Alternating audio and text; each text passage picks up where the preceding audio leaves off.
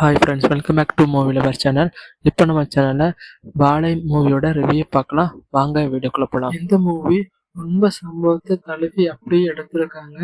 ஏன்னா இது உண்மையிலேயே நடந்த ஒரு சம்பவம் தான். அதை அப்படியே கதையை நம்ம முன்னுக்கு கொண்டு வந்திருக்காரு நம்ம மாரி செல்வராஜ். ஃபர்ஸ்ட் ஹாஃப் பொறுத்தவரை நல்லா என்டர்டெயின்மெண்ட்டாக காமெடியாக போச்சு.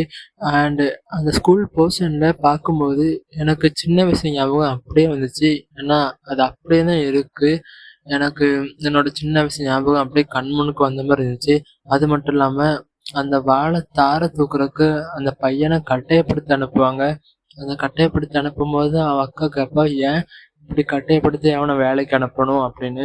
அதுக்கு அவங்க அம்மா ஒரு ஆன்சர் சொல்லுவாங்க. அது என்னன்னா, இப்போ நான் இருக்கிறதுனால ஒன்றும் இல்லை, நான் இறந்தப்புறம் அவன் உழைக்கணும், உழைச்சாதான் இந்த கிராமம் அவனை உயிரோட வச்சுக்கும், இல்லாட்டினா அவனை கொன்னே போட்டுரும், உழைப்பு முக்கியம் அப்படின்னு அந்த உழைப்பை பற்றி நல்லா சொல்லியிருப்பாங்க.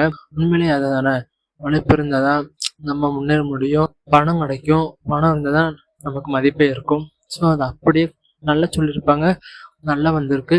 அண்ட் செகண்ட் ஹாஃப் பொறுத்தவரை அப்படியே ஆப்போசிட்டு கொஞ்சம் லவ் காட்டியிருப்பாங்க. லவ் நல்லா இருந்துச்சு. அண்டு அதுக்கப்புறம் ஃபுல்லாக அந்த கிளைமேக்ஸ் சீன் தான் இம்பார்ட்டண்ட். கிளைமேக்ஸு பக்கா செம்மையாக இருந்துச்சு. அண்ட் தேட்டரில் போய் பாருங்கள். அதுக்கப்புறம் மேக்கிங் செம்மையாக இருந்திருக்கு. அதுக்கப்புறம் சைல்டு கேரக்டர்லாம் பக்காவாக நடிச்சிருக்காங்க. அதுக்கப்புறம் கலையரசன் அவரோட போர்ஷனில் கலக்கிட்டார் தான் சொல்லணும். அண்ட் அதில் வந்த ஆக்டர் அண்ட் ஆக்ட்ரஸாக இருக்கட்டும், அவங்களோட வேலையை கணக்காக பண்ணிட்டு போயிட்டாங்க. அதுக்கப்புறம் பிஜிஎம் செம்மையாக இருந்துச்சு. பேக்ரவுண்ட் ஸ்கோர் வேறு லெவலில் வந்திருக்கு. ஸோ கைஸ், தேட்டரில் போய் பாருங்கள். தேட்டரில் போய் பார்க்க ஒருத்தன மூவி தான் வாழை. தயவு செய்து தேட்டரில் போய் பாருங்கள். நம்ம மூவி ரிலீஸுக்கு ஒன் டே முன்னாடி சில ஆக்டர்ஸ் அண்ட் டைரக்டர்ஸ் இந்த மூவியை பார்த்து மாரி செல்வராஜை கட்டி பிடிச்சாங்க, முத்தம் கொடுத்தாங்க, அப்போ இப்படிலாம் பண்ணாங்க. அப்போ நான் நினச்சேன், இந்த மூவியில் அப்படி என்னதான் இருக்குது அப்படின்னு நான் யோசிச்சிட்டே இருந்தேன். அது மட்டும் இல்லாமல் இந்த மூவி ரிலீஸ் ஆகிறதுக்கு முன்னால் வாழைன்ற டைட்டிலே எதுக்கு வச்சாங்கன்னு எனக்கு கேள்விக்குறியாகவே இருந்துச்சு. பட் அதுக்கெல்லாம் ஆன்சர் எனக்கு இன்றைக்கி தான் கிடச்சிச்சு. ஏன்னா நான் படம் பார்த்துட்டேன்.